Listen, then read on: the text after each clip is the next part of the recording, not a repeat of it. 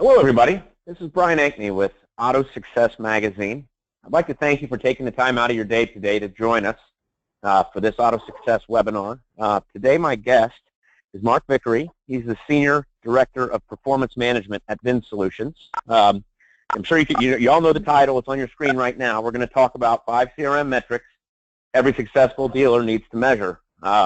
We've got a really big crowd today, and so as we go through the presentation, we are going to hold the questions until the end, but I would ask you, as the presentation goes on, if you have questions, go ahead and type them in as we go. That way you don't forget about them, and that way we'll get to all of them at the end, but we've got a really large audience today, so get them in there early to make sure we get to them.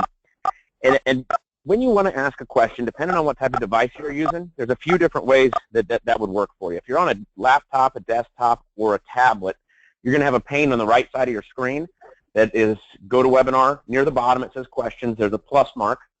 Click the plus mark that's right next to questions. It'll open up a little area for you to type in your question. Now, if you are on a cell phone, that's a little bit more tricky. Whether it's an Apple or an Android, and who the manufacturer is of the Android is going to change it up how it works a little bit. You're either going to have a header, a footer, or a picture frame that goes around your screen. Somewhere on that header, footer, or picture frame, there'll be a question mark. Click that question mark. It'll open up the area for you to ask the question. Now, it gets a little trickier when you try to leave asking the question. Some of them you can swipe it. It'll go away. Others, you'll have to look for another icon on that header, footer, or picture frame that looks like a flat screen monitor that would sit on top of your desk, or a flat screen television. Click that icon. It'll take you back into the webinar. Now, one more thing before we get started. I'd really like to invite everybody on this call today to join AutoSuccess Webinars. It's a group on Facebook, and you just type in AutoSuccess Webinars in a search, and then you will be able to, it'll just bring it up, just ask to join the group. This group serves a few purposes. One, you can interact with the AutoSuccess staff and suggest to us topics you'd like to see or people you'd like to see on webinars. Two, you will be able to interact with our speakers. And third, and most importantly, you'll be able to interact with each other.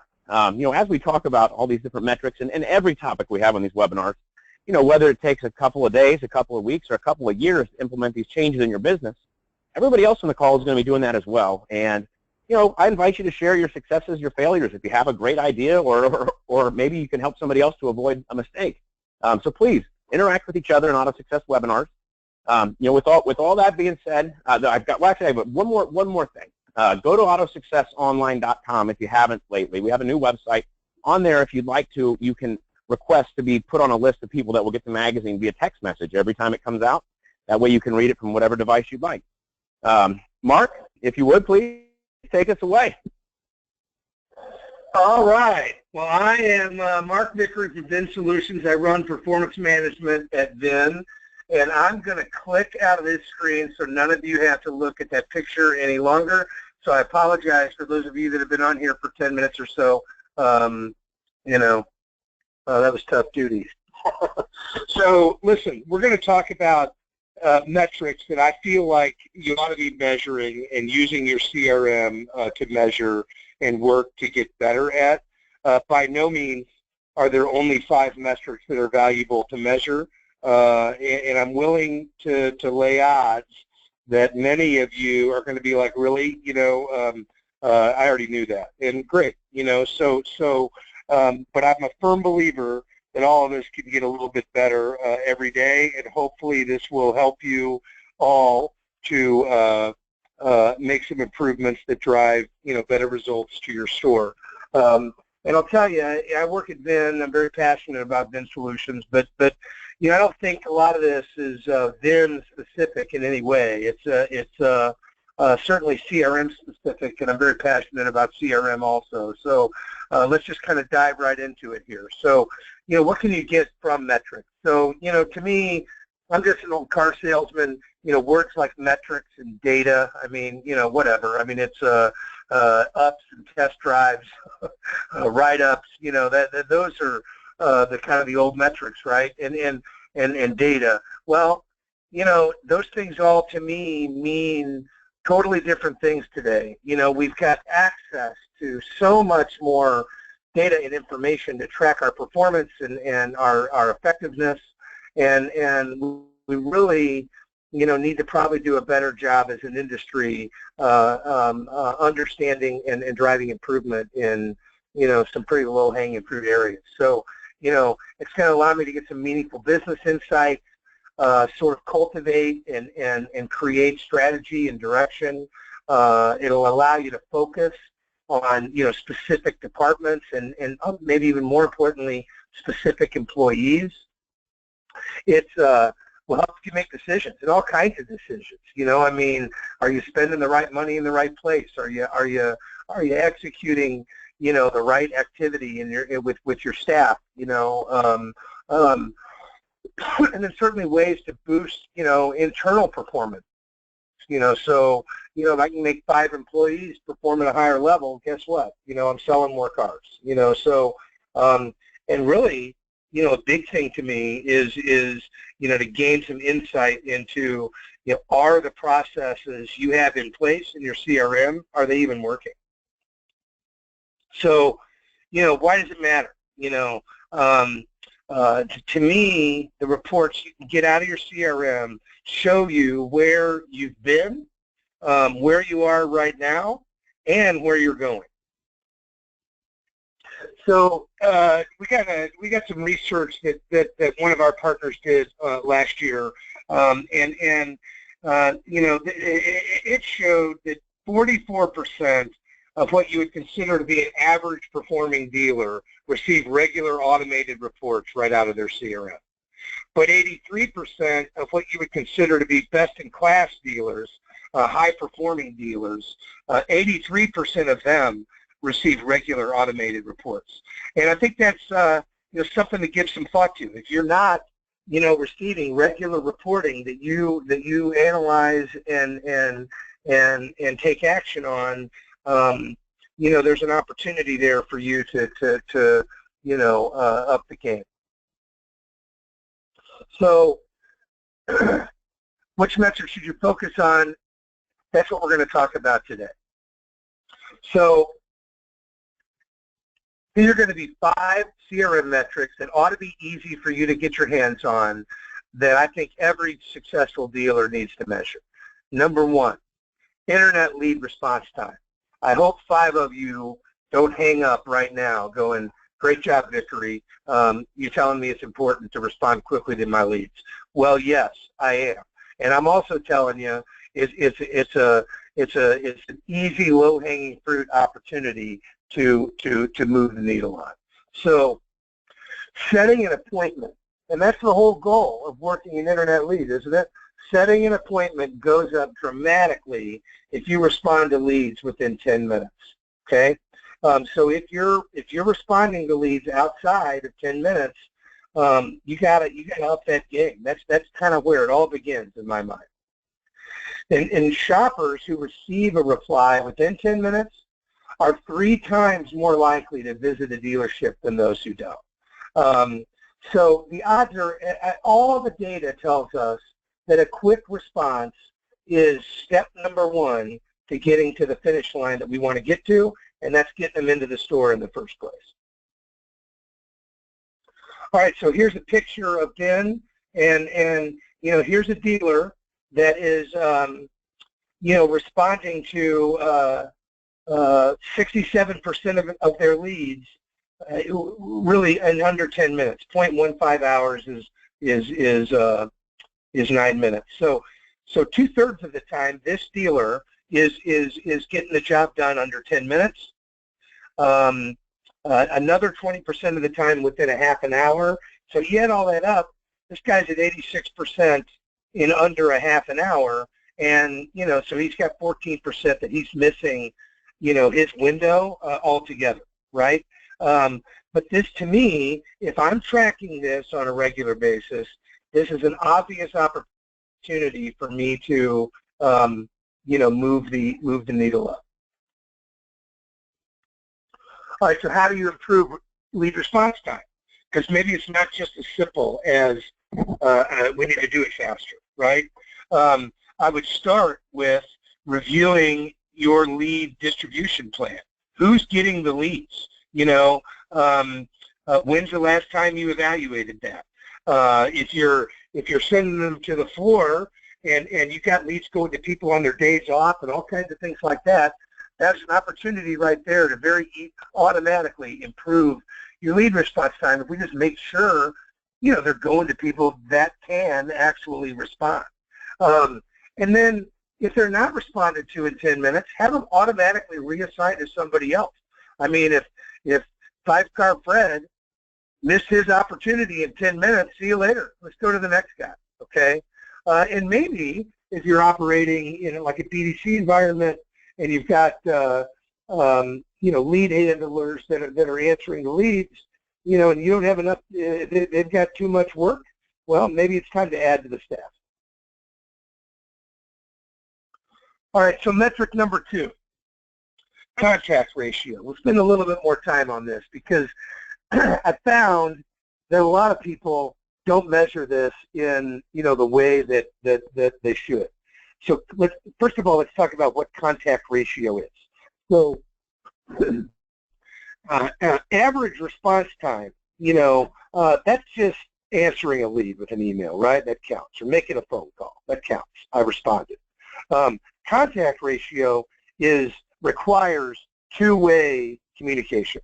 You know, so I made a phone call and they answered. I sent an email and they replied. I left a message and they returned the call. That's making contact. You know, I could email them every 15 minutes for 2 months. They never respond. I've not made any contact with them. So, and let's call a decent benchmark for average contact ratio to be 50%. Now, that means if I get 100 leads, then I'm going to talk to half of them at one point or another. I'm going to get additional communication beyond the original lead at least half of the time. So if you look at 2 dealers, and I'm not going to mislead you, this is kind of made up information, but the math is right. So 2 dealers get 100 leads. The first dealer makes contact 50% of the time. And guess what? They set half of those into appointments. They get 75% of them to show up, and they close half of them that come in. They sell 9 cars. But the next dealer gets the same 100 leads, but they make contact 75% of the time. And guess what? They're the same. They set half of them to appointments. They do a great job after the appointment. They get 75% of them to show up.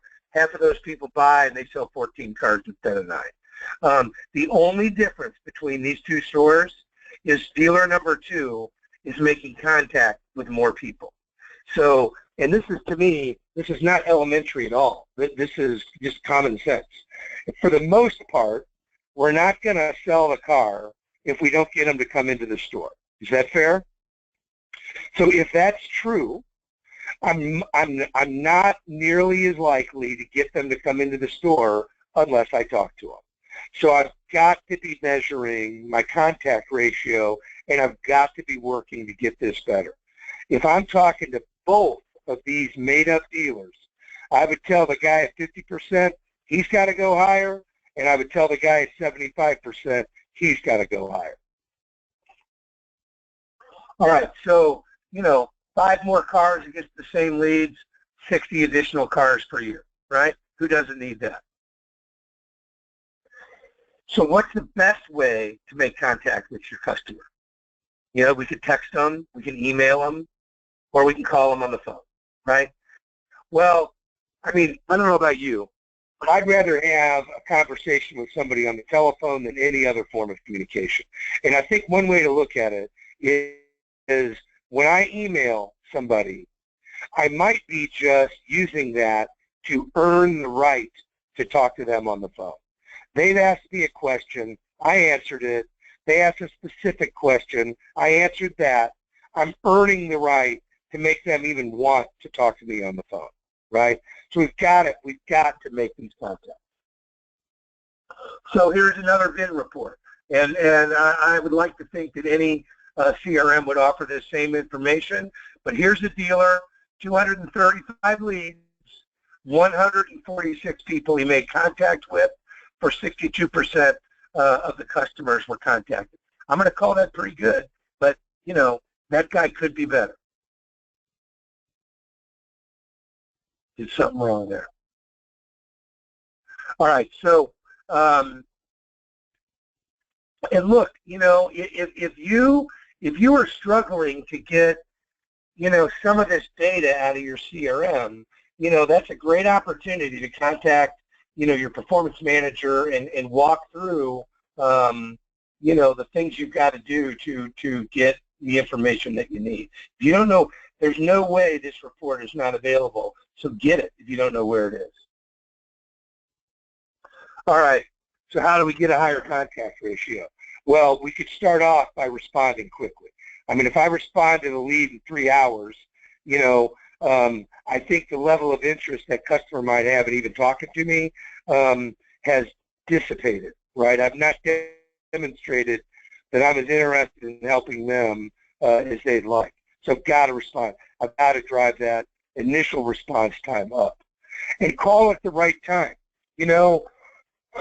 All too often, we look at the tasks in the CRM as boxes that I need to check, and everybody's guilty of it. They're not just checking boxes, though. They're trying to get people on the horn so we can convince these people to come into our store, right?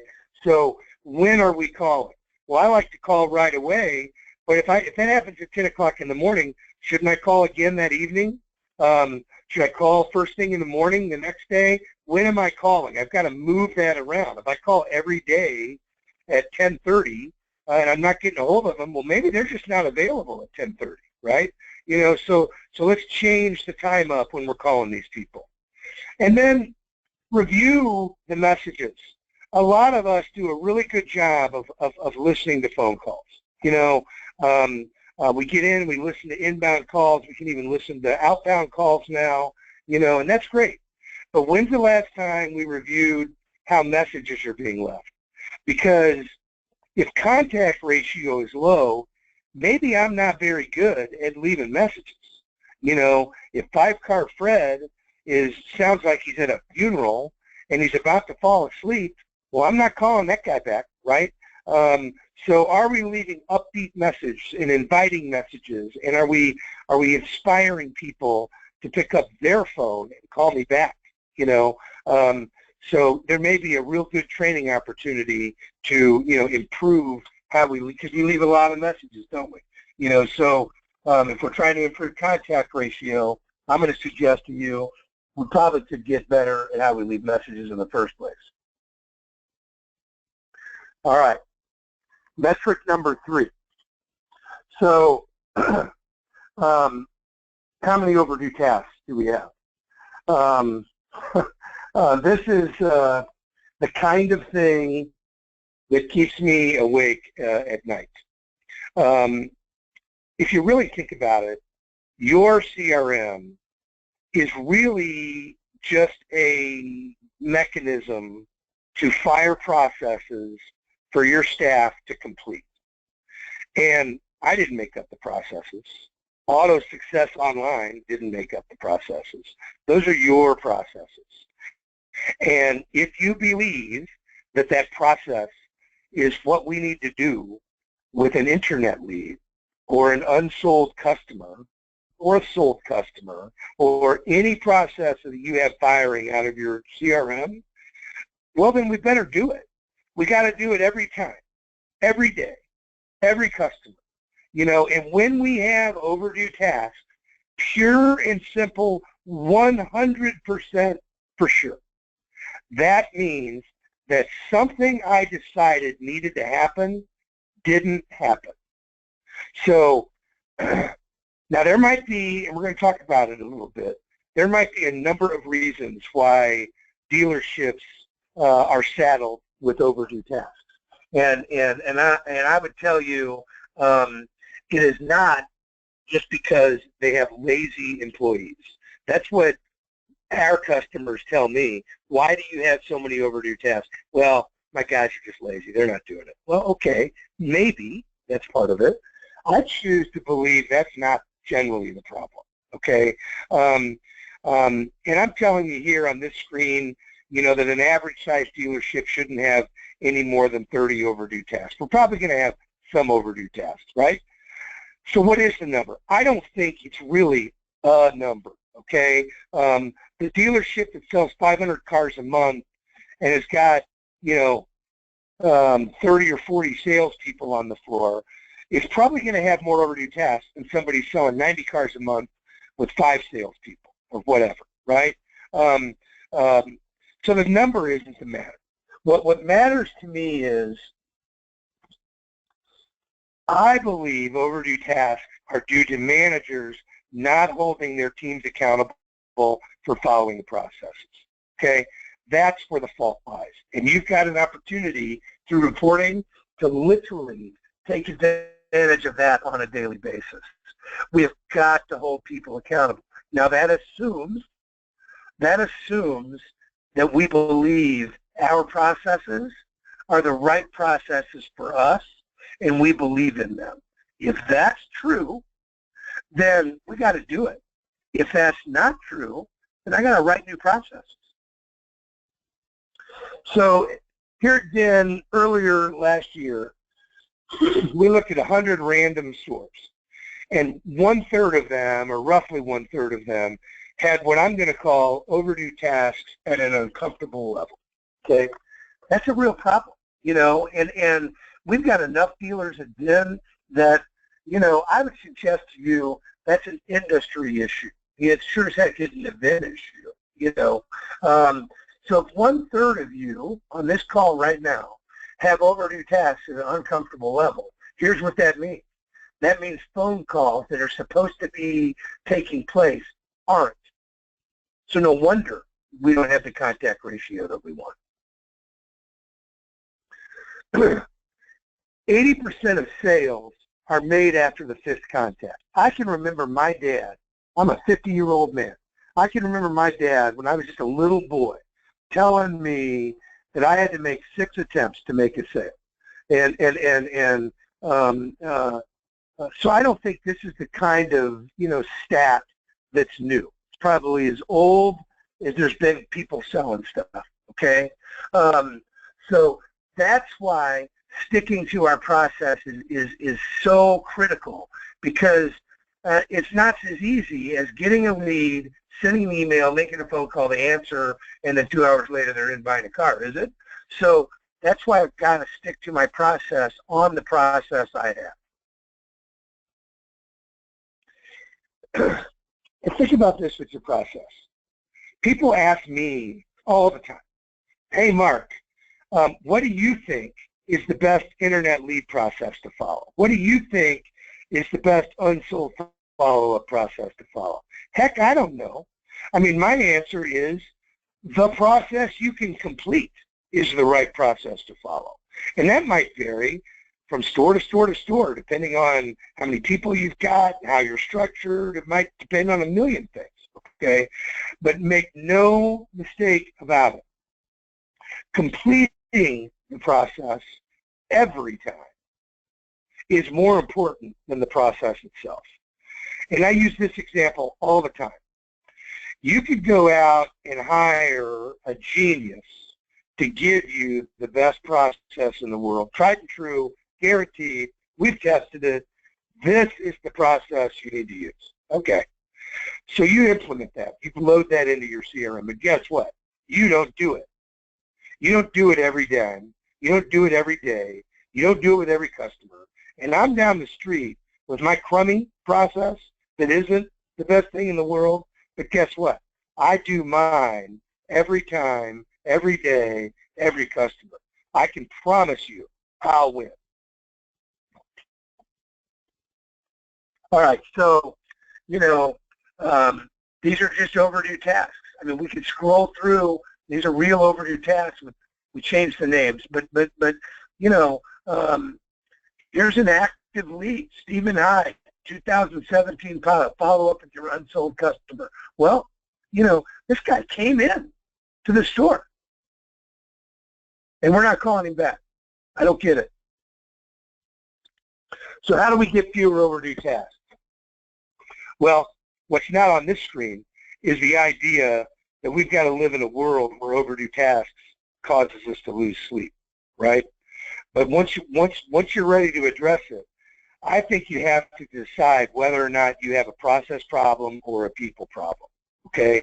If it really is as simple as your people just aren't doing what they're supposed to be doing, and it's possible for them to do it, then you've got to address that with your people. And that's where accountability comes in.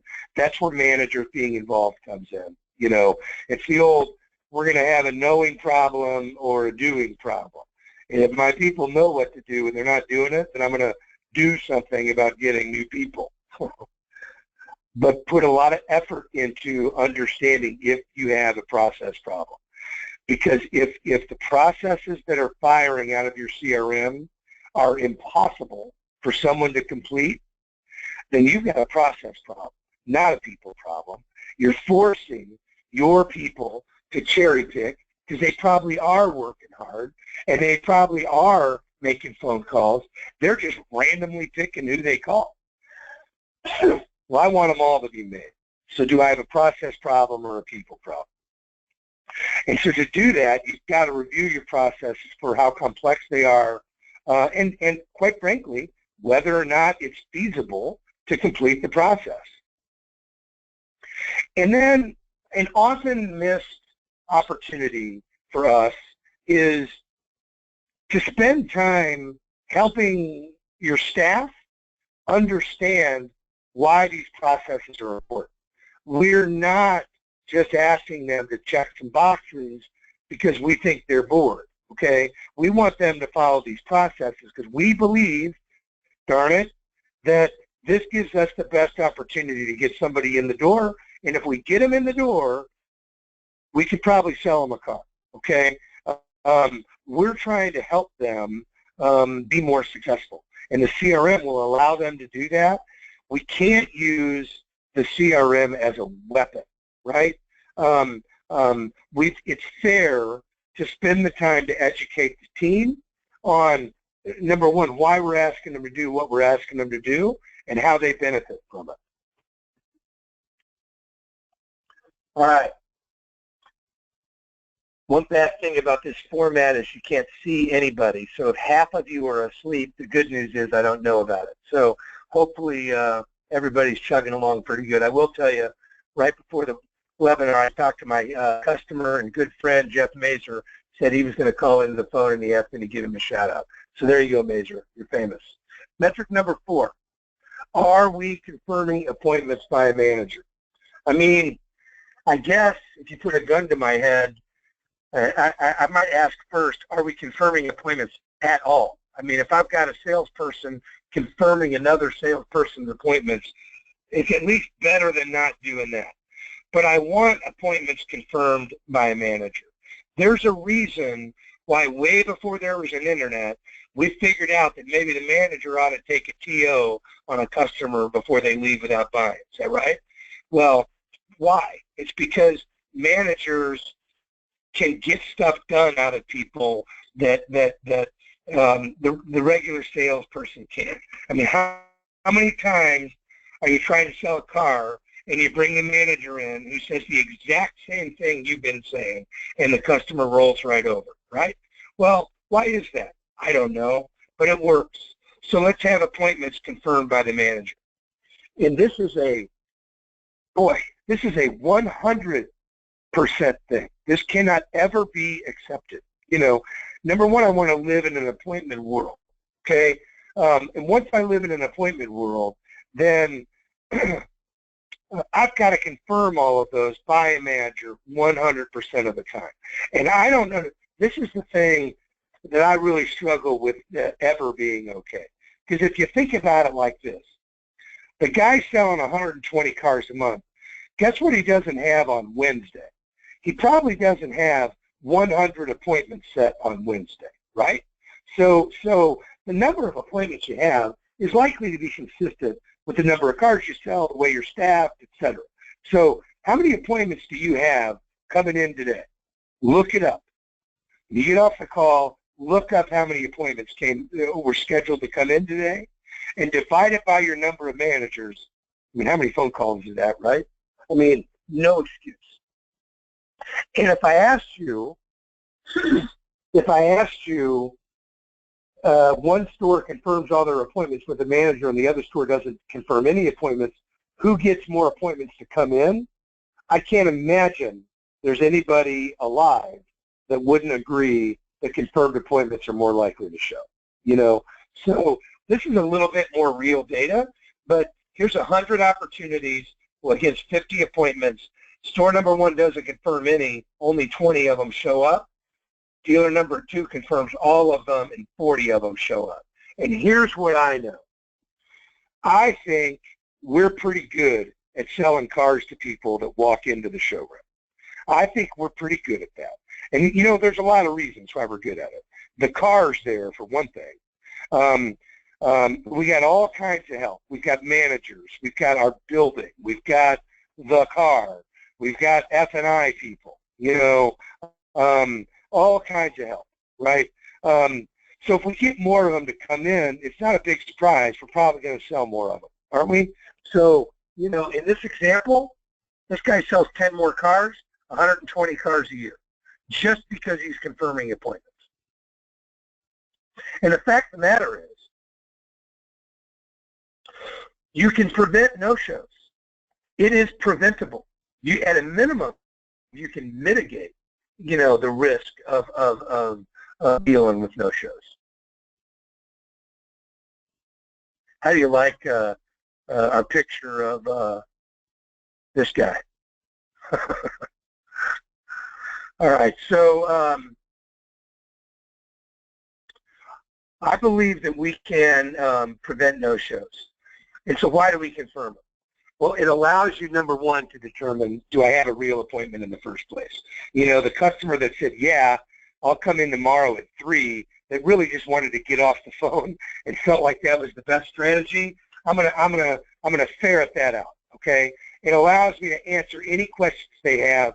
Maybe they forgot to ask, you know, that will ultimately impact whether they come in or not. They thought of 3 things after they set the appointment, and they don't know the answers, so now they don't bother coming in, okay? It reminds the customers that they have an appointment in the first place. You know, that they made a commitment to come in and see a professional salesperson, and that's a real thing. They got to do that, you know. Anybody been to the dentist lately? Well, guess what? They probably confirm a couple of times. You know, one thing you know for sure, if you miss a dentist appointment, you feel like a jerk. Well, if they tell me they're coming in, I'm going to remind them that they've made that commitment. And then it gives me a chance to confirm, you know, what are they after? Are we prepared to give them what they want? And to reassure them that they have a real appointment with a real person. And when they come in, we're going to value that. You know, we're going to be waiting for them to serve them.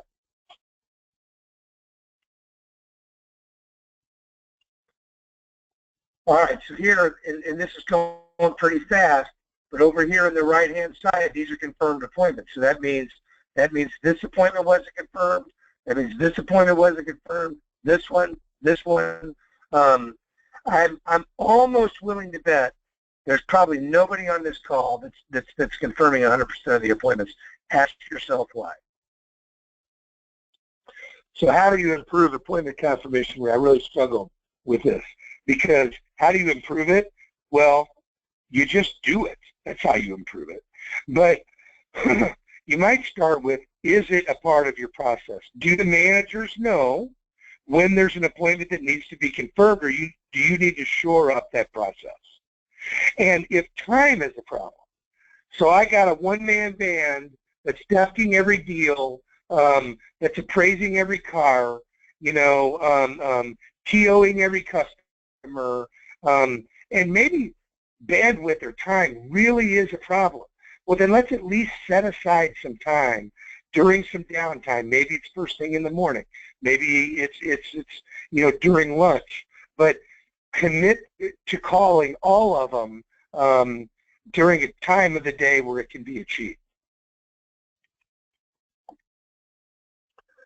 All right, service penetration, metric number 5. So here's another kind of thing that maybe we can't blame on the internet, right? So getting getting our sales customers onto the service drive has always been something that's important to us, right? That's not new, okay? And why do we want them on the service drive? Well, one, you know, we're a for-profit company, so we want people to come to the service drive because that's how we make money. But for always and forever, customers that service their car at their dealer are far more likely to come buy their next car from that dealer, right? That's not new, okay? So how am I measuring that execution, right? So NADA tells us that the average dealership has 30% service penetration. Any of these numbers, I don't know what's right, okay? But if I'm only getting 30% of the people I sell a car to come into my service shop, I could probably do better than that. So if we introduce them to the service department as part of the sales process, they become 2.3 times more likely to return to the dealership for service. You know, the old service walk and road to the sale. Are we doing that? Do we introduce them to service? Are we walking them back there, introducing them to an advisor, showing them the waiting lounge, explaining to them about our quick lube service and you know, maybe our shuttle and all those things, and our factory certified technicians and genuine parts and all those things. Are we doing that as a part of the sales and delivery process? We need to. And think about, we could probably describe the customer life cycle in a gazillion steps, but really all it is somebody has interest in maybe considering the possibility of buying a car. And then they buy a car. And they have that car for a while, and they service it for a while. And then they buy another car. I mean, that's the whole deal. Well, we have an opportunity in our CRM to use the CRM to, and I almost lost power on my computer, to get people in to buy a car. We've been talking about that for about 40 minutes now. We also have an opportunity to drive connectivity to the service department. And if we do that, they are more likely to buy their next car from us. They're more likely to refer people to us. And so we've got a chance to manage that better. So how can we get better service penetration? Well, for starters, how about scheduling the first service when you sell them the car? I mean, they know that in 3 months they're probably going to need an oil change. Why don't we just schedule that right now? And, you know, who knows?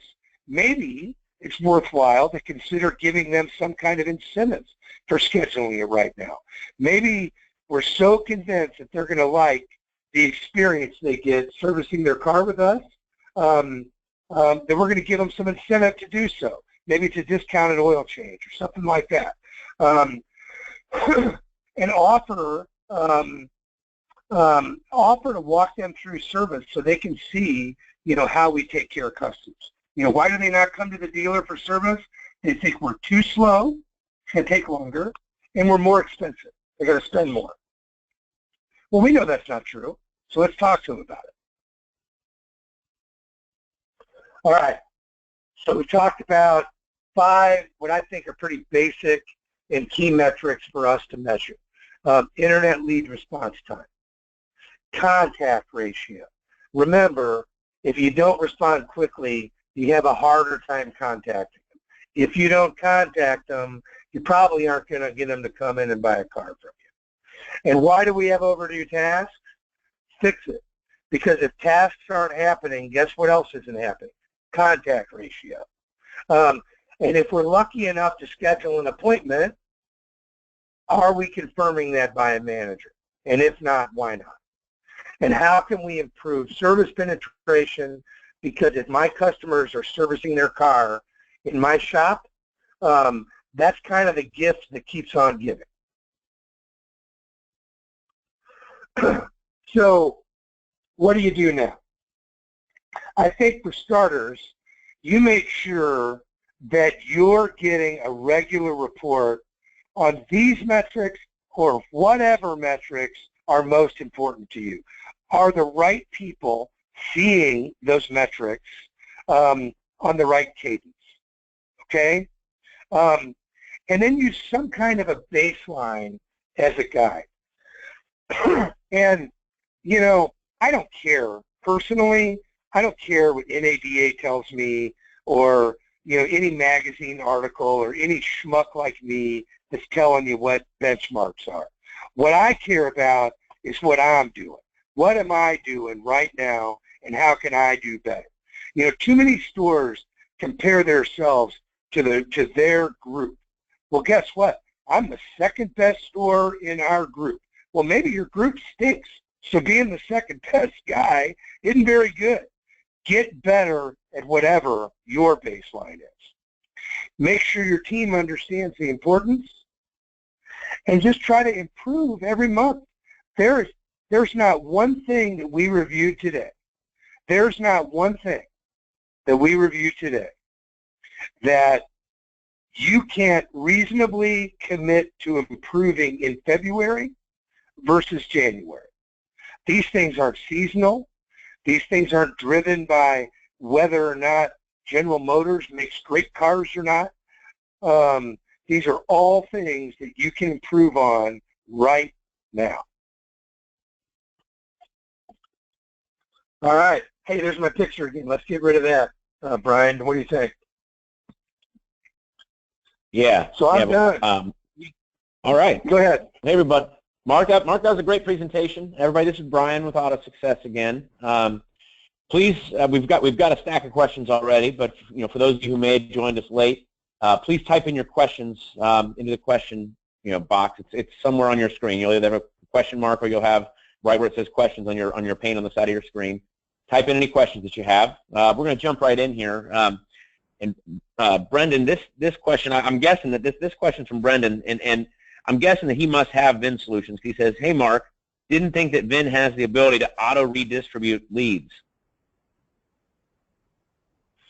I'm guessing that's Brendan Baxter from Madison, Wisconsin.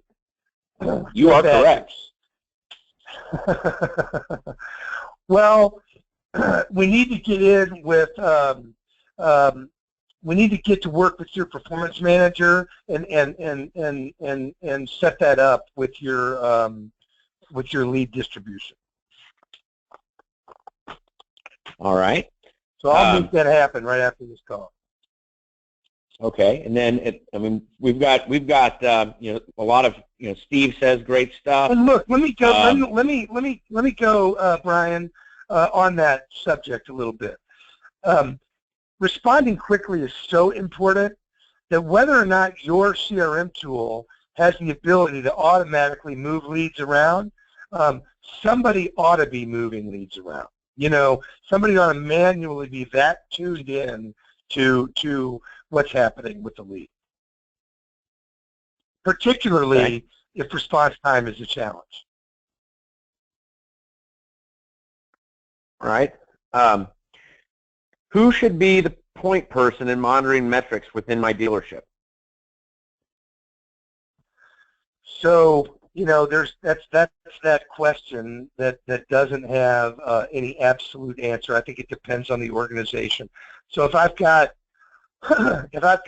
in a group and I've got an individual that's kind of the CRM czar for my group, then that person might ought to be the point person to collect all of the data and then ensure that the right people are getting the data that needs it. For example, if I've got a BDC environment where I'm setting appointments against leads, well, do my sales managers need to know about internet response time? Probably not, because that's not something they've got any control over.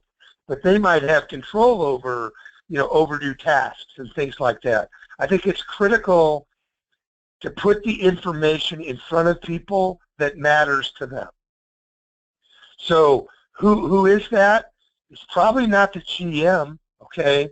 But I probably want my GM to know what's happening and what I'm trying to do to make it better, because I might need his or her help to drive improvement in the first place. All right. All right. This is just a comment. Sometimes the trouble is that sales staff fake the calls to clear tasks, and they still don't get made. Do you have a comment or any ideas to help to remedy that, Mark? Yeah, that's a really great comment, and you're right. Okay, and I should have mentioned that when we were kind of on that overdue task topic. You know, because when you bang on completing tasks just for the sake of completing the task, the risk you run is, yeah, hey, guess what? The tasks are now completed. Now leave me alone, when they really didn't complete them. I really, really think that's something we've got to measure. So like in Vin, for example, I can go in and look at the activity of an individual user, and I can see when the tasks were completed. Well, guess what? If at 1:12 p.m. he leaves a message for a customer, and at 1:13 he leaves another message for somebody, and at 1:13 another message. In other words, about 4 minutes goes by and 20 messages are left. I don't know. I don't know about you. I can't dial the phone that fast. Okay. I think you should have an opportunity to monitor, at least periodically, to guard against that, because that's a real problem. And if you're not, if somebody isn't doing one-on-one meetings with everybody using the CRM on some kind of regular basis, so I'd like to say once a month at a minimum, but once a week is better to identify things like that.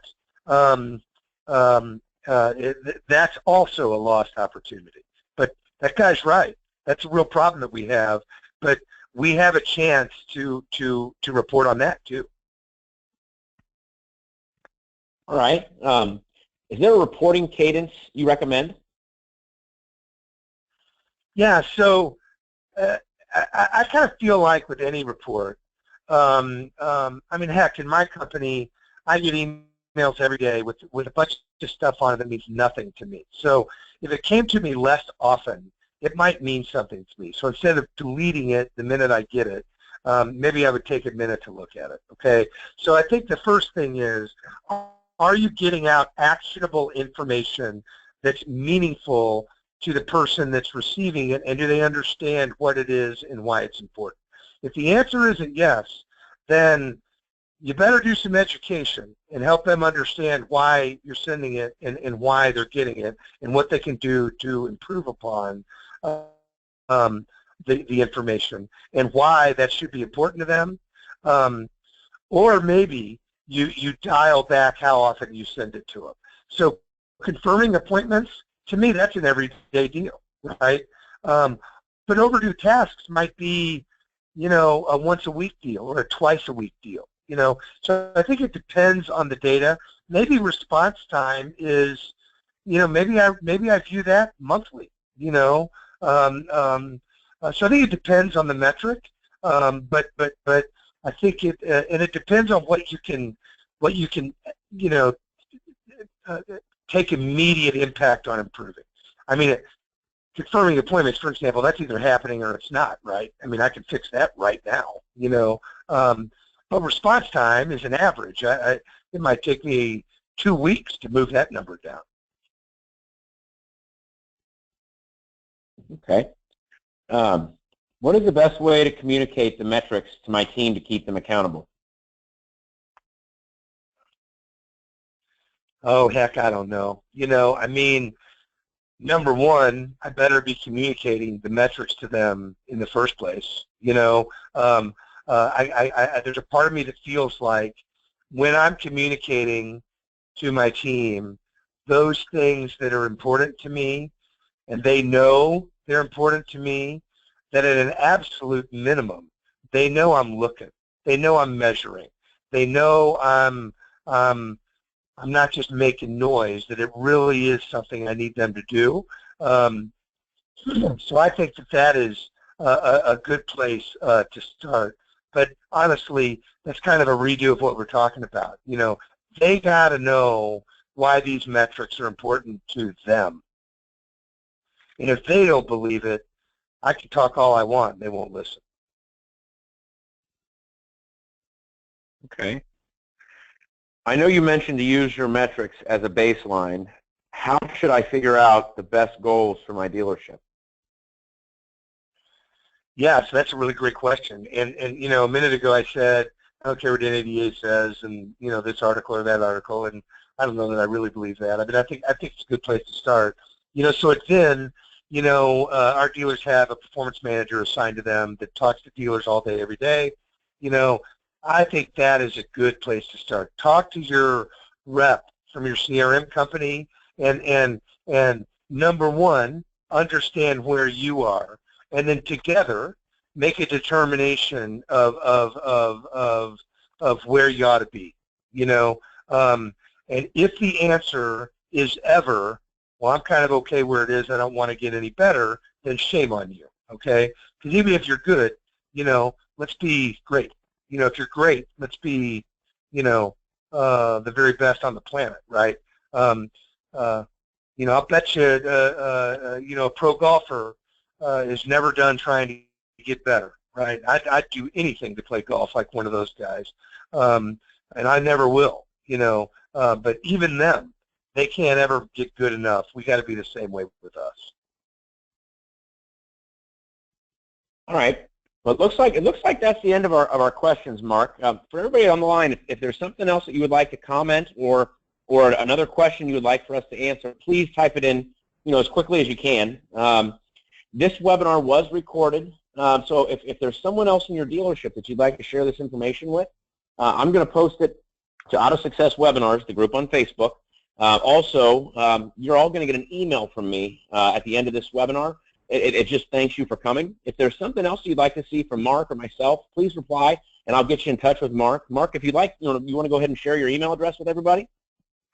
Yeah, I'd be happy to. So my email address is first name, it's real easy, it's Vin. First name, last name. So mark.vickery, and that's VICKERY, at VinSolutions.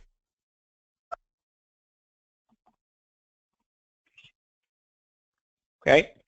Well, everybody, this is Brian with AutoSuccess again. I would like to really thank you all for taking the time to join us today. Mark, I appreciate you taking the time to share all this great information with us. I invite both you, Mark, and everybody on the call to join us again for future AutoSuccess webinars. Please, let us know if there's some topics that you'd like to see or a person you think would make a great guest.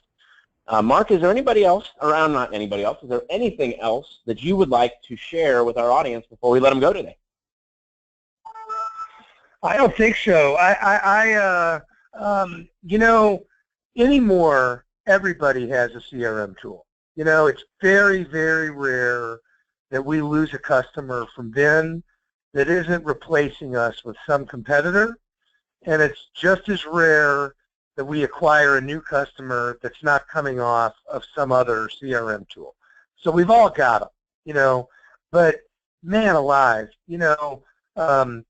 that tool manages all of your customers, past, present, future. They're all in there, and you've got an opportunity to stay connected with those customers. And if you're not taking advantage of it, I say shame on you. And we can do better. And nothing excites me more than seeing people that are really knocking out of the park in terms of how do they utilize their CRM. Nothing happens automatically, okay? You guys still have to sell the car. You guys still have to fix the car, okay? All software like VinSolutions can do is help you manage the activity that leads to that. That's all she wrote. All right. Well, hey, great job, Mark. Thank you, everybody, for coming. Please join us again for a future webinar, and have a wonderful afternoon. See you soon. Thank you, everybody.